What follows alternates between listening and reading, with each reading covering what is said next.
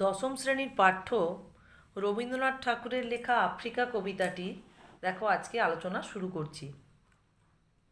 তোমাদের প্রথমে এই কবিতাটা দেখেই হয়তো খুব কঠিন বলে ভাবতে পারো বা মনে করতে পারো, কিন্তু কবিতার মধ্যে একটা সুন্দর চিত্র রয়েছে, ছবি রয়েছে, যেটা বুঝে গেলে কিন্তু তোমাদের আর এর বিষয়বস্তুটা বুঝতেও কোনো অসুবিধা থাকবে না বা এটাকে কোনো অংশেই তোমাদের কঠিন বলে মনে হবে না।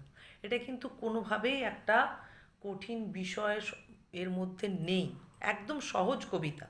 শুধু কবিতার মধ্যে যে একটা রূপক বা উপমার যে বিষয়গুলি এখানে কবি ধারণ করেছেন, কবিতার মধ্যে প্রয়োগ করেছেন, সেটা তোমাদেরকে একটু বুঝে নিতে হবে। তা কবিতা দেখো, আফ্রিকা কবিতার নাম দেখে তোমরা বুঝতে পারছো যে এটি একটি ভূমিখণ্ড, বা শুধুমাত্র ভূমিখণ্ড নয়, তার প্রাকৃতিক সম্পদ, মানব সম্পদ সমস্ত কিছু নিয়ে একটা ভূমিখণ্ডের যে অস্তিত্ব, সেটাই কিন্তু কবিতার মধ্যে প্রাধান্য পেয়েছে। এবং সেই অস্তিত্বটা কিভাবে প্রাধান্য পেয়েছে না, প্রথমে সেই ভূমিখণ্ডটার সৃষ্টি কিভাবে হলো সেটা ব্যক্ত করেছেন কবি কবিতায়। এই পুরো ফার্স্ট স্ট্যাঞ্জাটাতে, ফার্স্ট পেজের ফার্স্ট স্ট্যাঞ্জা, এখানে আফ্রিকা ভূমিখণ্ডটার সৃষ্টি কিভাবে হলো সেই অংশের ব্যাখ্যা রয়েছে। তারপরে কবিতায় কবি মূলত কি করেছেন, দ্বিতীয় স্ট্যাঞ্জাটায় দেখো, এখানে আফ্রিকা ভূমিখণ্ডটি চিহ্নিত হওয়ার পরে বা আফ্রিকা ভূমিখণ্ডটি সৃষ্টি হওয়ার পরে আফ্রিকা মহাদেশ কিভাবে তাকে তার নিজের মধ্যে দুরূহতা, দুর্গমতা বা রহস্যময় একটা রূপকে গড়ে তুলল, তার বর্ণনা রয়েছে। সেটা প্রাকৃতিক সম্পদের মধ্য থেকেও ফুটে উঠছে, আর মানব সম্পদের মধ্য থেকেও কিন্তু এই দুর্হতা, দুর্গমতার একটা চিত্র আফ্রিকা মহাদেশে লক্ষ্য করা গেছিল। তা এটা সম্পূর্ণরূপে প্রথম দুটো স্ট্যাঞ্জায়, সেখানে কোনোভাবে কোথাও, প্রথম দুটো স্ট্যাঞ্জা নয়, প্রথম একটাই স্ট্যাঞ্জা, প্রথম এপাশের প্রথম পেজের অংশটা আর এপাশের দ্বিতীয় পেজের যে অংশটা জুড়ে কিন্তু একটাই এখানে স্তবক। তা এখানে আফ্রিকা ভূমিখণ্ডের সূচনা এবং আফ্রিকা ভূমিখণ্ড মানে স্বতন্ত্র রূপ লাভ করা, এবং আফ্রিকা ভূমিখণ্ডটা কিভাবে তার রূপ নিয়ে, কিভাবে তার রূপটাকে ধারণ করলো তার বর্ণনা। এর পরের স্ট্যাঞ্জাতে রয়েছে, স্তবকে রয়েছে, এই হায় ছায়াবৃতা থেকে এই ইতিহাসে পর্যন্ত।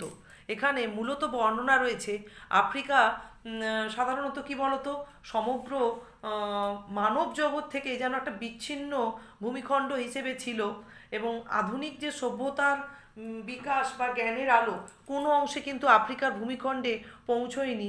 এরকমই একটা পরিস্থিতিতে যখন আফ্রিকা ছিল, প্রায় 19 শতকের সময়সে যখন এর মানব সম্পদ ও প্রাকৃতিক সম্পদ সারা বিশ্ববাসীর দৃষ্টি আকর্ষণ করলো, তখনই দেখা গেল ইউরোপীয় সাম্রাজ্যবাদীরা আফ্রিকাকে কিভাবে পদানত করে তার উপরে নির্মম, অমানবিক, নৃশংস অত্যাচার চালিয়েছিল তার চিত্র এখানে তুলে ধরা হয়েছে। সাম্রাজ্যবাদীদের সাম্রাজ্য বিস্তার কিভাবে আফ্রিকা মহাদেশের ওপর হয়েছিল তার চিত্র, কি নৃশংস ভাবে তাদের উপর অত্যাচার করা হয়েছিল তার চিত্র। এরপরে রয়েছে একটা বৈপরীত্যমূলক বর্ণনার মধ্য দিয়ে, যে যখন আফ্রিকা ভূমিখণ্ডের ওপরে এ ধরনের একটা সাম্রাজ্যবাদীদের নিষ্পেষণ চলছিল, তখন ঠিক অপর প্রান্তে, সেই আফ্রিকা ভূমিখণ্ডের অপর প্রান্তে কি চলছে, একটা কবি এখানে বৈপরীত্যমূলক পরিস্থিতি বা ছবি তুলে ধরেছেন।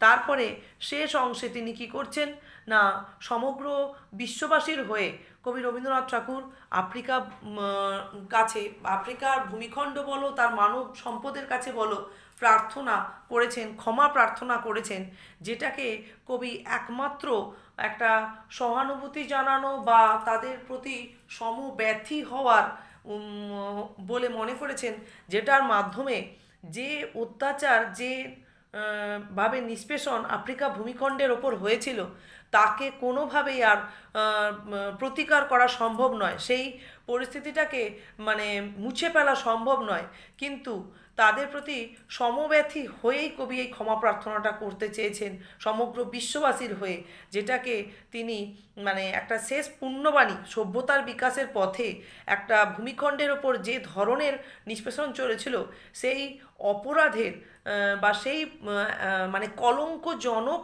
একটা ক্রিয়ার থেকে পরিত্রাণ পাওয়ার বিশ্ববাসীর একটাই মাত্র উপায় ক্ষমা প্রার্থনা করা বলে কবি মনে করেছেন। এভাবে কবিতাটার একটা অবয়ব সাজিয়েছেন কবি কবিতায়। তা তোমাদের একটু আগেই বলা উচিত ছিল, যাই হোক, কবিতাটি কবি যে আফ্রিকা কবিতাটি মূলত প্রকাশিত হয়েছিল প্রবাসী পত্রিকাতে। রবীন্দ্রনাথ ঠাকুরের লেখা প্রবাসী পত্রিকায় কবিতাটি প্রকাশিত হয়েছিল এবং এটি কাব্যগ্রন্থ হিসেবে পত্রপুট কাব্যগ্রন্থের অন্তর্গত একটি কবিতা। পত্রপুট কাব্যগ্রন্থের অন্তর্গত একটি কবিতা। তা প্রথমে আমরা কবিতাটার অংশে কোথায় কি বর্ণনা রয়েছে এটা বুঝলাম। তাহলে কবিতার মধ্যে তিনটি চিত্র।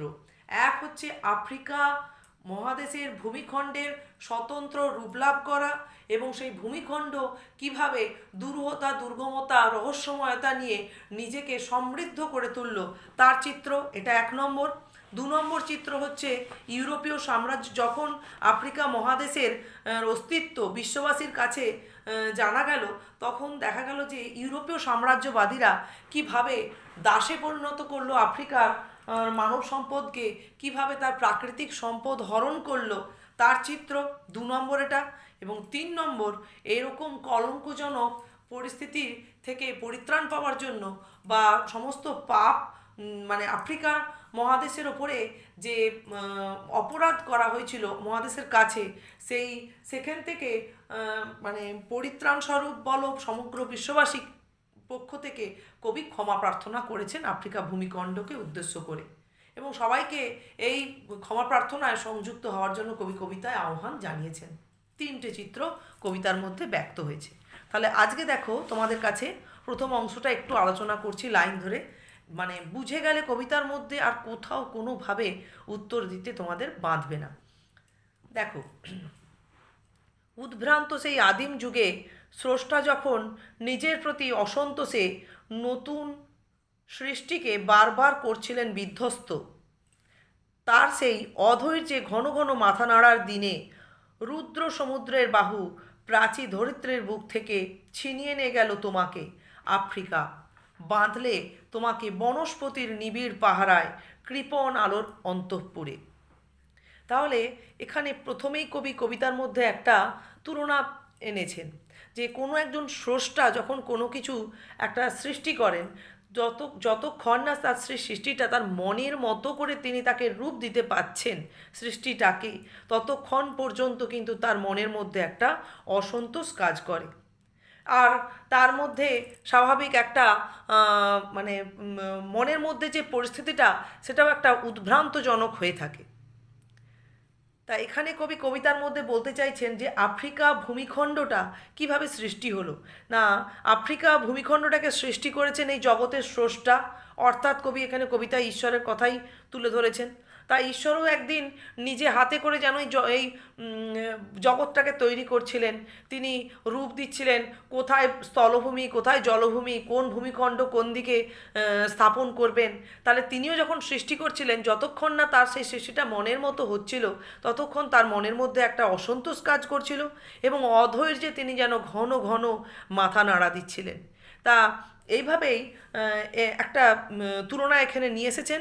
আর বাস্তবে তিনি এখানে কবিতার লাইনের মধ্যে দিয়ে ফুটিয়ে তুলতে কী চেয়েছেন, না একটা ভৌগোলিক বিবর্তন, যার প্রভাবে স্বাভাবিকভাবেই বা প্রাকৃতিক নিয়মেই আমাদের বিশ্বের অনেক কিছুই ঘটে থাকে, যেটা বিজ্ঞানীরা বলেছেন টেকটনিক প্লেটগুলো নড়ে চড়ে বসে। আমাদের যে ভূপৃষ্ঠের তলদেশে অবস্থিত যে টেকটনিক প্লেটগুলো থাকে, সেগুলো নড়ে চড়ে বসে, যে কারণে দেখা যায় যে আমাদের ভূমিখণ্ডের মধ্যে জলভূমি স্থলভূমি স্থান পরিবর্তন হয়, যেটা সম্পূর্ণ বৈজ্ঞানিক ব্যাপার বা ভূগোলে যে ভৌগোলিক ব্যাখ্যায় যে জিনিসটাকে তুলে ধরা হয়েছে, সেটাকেই কবি এখানে একটা কাব্যিক রূপ দিয়ে এভাবে ফুটিয়ে তুলছেন।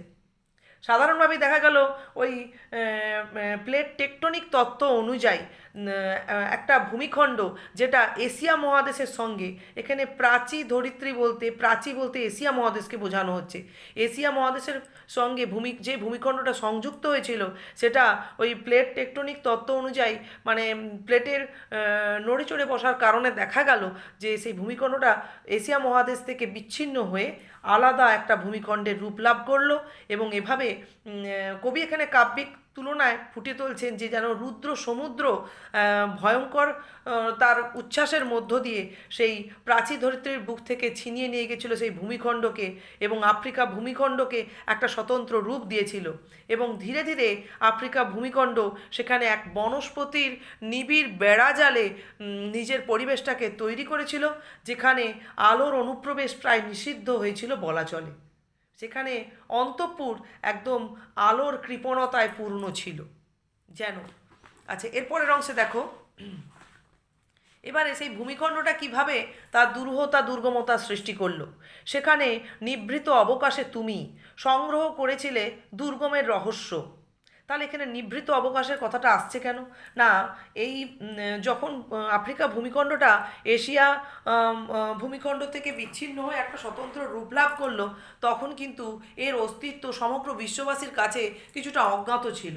মানে সমগ্র বিশ্ববাসীর কাছে এই ভূমিখণ্ডটার অস্তিত্ব সম্পর্কে কোনো ধারণা ছিল না, যে কারণে এখানে একটা নিভৃত অবকাশের কথা তুলে ধরা হচ্ছে।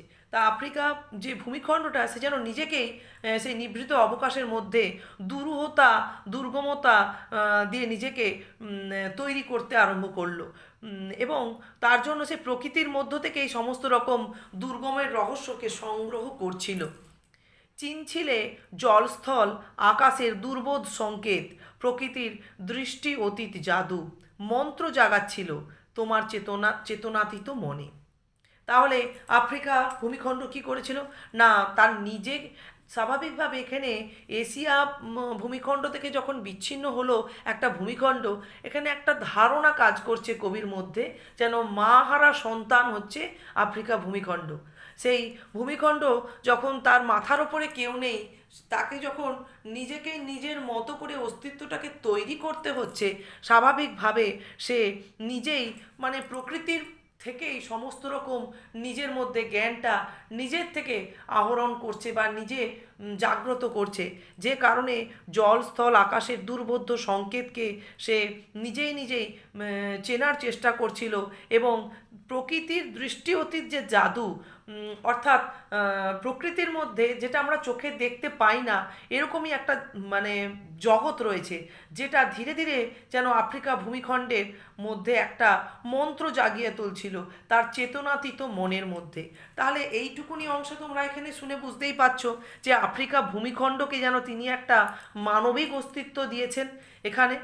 তারপরে বলছেন যে বিদ্রূপ করছিলে ভীষণকে বিরূপের ছদ্মবেশে, শঙ্কাকে চাচ্ছিলে হার মানাতে, আপনাকে উগ্র করে বিভীষিকার প্রচণ্ড মহিমায় তাণ্ডবের দুন্দুবি নিনাদে। তাহলে যখন মাতৃহারা কোনো একটা শিশু সে আস্তে আস্তে নিজে প্রকৃতির কোলে বা ধরলাম সমাজের বুকে যখন নিজে নিজে বড় হচ্ছে, তখন কিন্তু বারবার নানান জায়গায় ঠক্কর খেতে খেতে তার বাস্তব জীবন সম্পর্কে বোধটা যেভাবে তৈরি হচ্ছে, গৃহের মধ্যে বাবা মায়ের কাছে বাবা মায়ের স্নেহ যত্নে লালিত পালিত হওয়া একজন সন্তানের সেই বোধ তৈরি হবে না। এটা কিন্তু খুব একটা স্বাভাবিক ব্যাপার।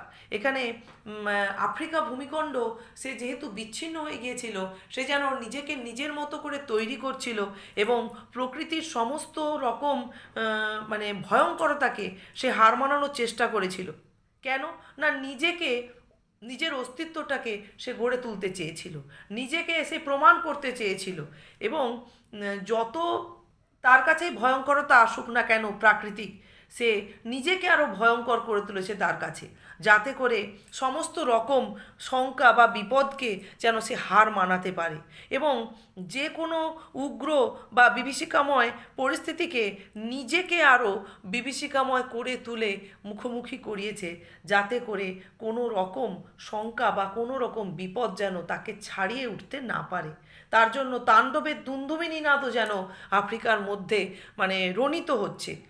কোনো দুন্দুবি নিনাদ বাজছে না কোনোভাবেই, এখানে কোনো আফ্রিকার মানবিক অস্তিত্ব নেই, কিন্তু আফ্রিকা ভূমিখণ্ডটা যেভাবে স্বতন্ত্রভাবে তার নিজের একটা বিশ্বর যে সভ্যতার বিকাশ পূর্ণ অন্যান্য স্থান থেকে বিচ্ছিন্ন হয়ে যেভাবে গড়ে উঠছিল, তাতে করে তার মধ্যে দুরূহতা দুর্গমতা রহস্যময়তা খুব রন্ধ্রে রন্ধ্রে পূর্ণ হয়ে উঠছিল, সেটাই এই অংশের মধ্যে দিয়ে ব্যক্ত করা হলো।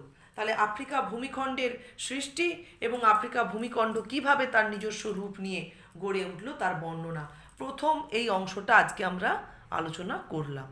তাহলে লাইনগুলোকে যেখানে যেভাবে বিরাম চিহ্ন আছে সেইভাবে থেমে থেমে আমাদের পড়তে হবে সেইটুকুনি অংশ, এবং সেইটুকুনি অংশের মধ্যেই কিন্তু খুব সুন্দরভাবে বিষয়টা আমরা পেয়ে যাব একটা ছোট ছোট চিত্র, এবং যেখানেই দেখছো যে পূর্ণচ্ছেদ রয়েছে বা সেখানেই দেখবে যে একটা সম্পূর্ণ অর্থ কিন্তু তোমরা বা চিত্র কিন্তু তোমরা অতি অবশ্যই পাবে। তাহলে এভাবেই প্রথম অংশটা পড়ো, এরপরে আমি পরের অংশ আলোচনা করব।